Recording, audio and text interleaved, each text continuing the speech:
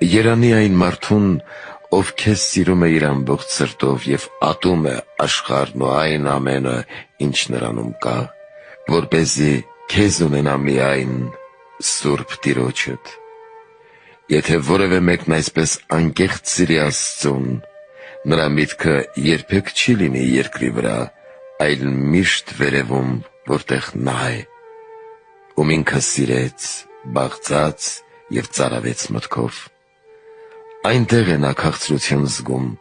այնտեղ է լուսավորվում, այնտեղ է հագենում քաղցրությամբ և Աստծո սիրով։ Երանի նրան,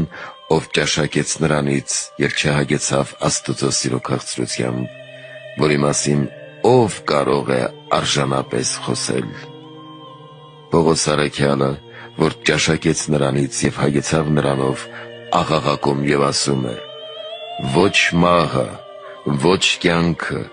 ոչ հրեշտակները, ոչ իշխանությունները, ոչ այլ բաներ, որ այժմ կան,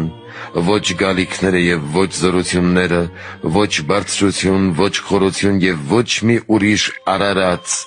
Աստծո սիրուց չի կարող բաժանել այն անձին, ով ճաշակեց նրա սիրուց»։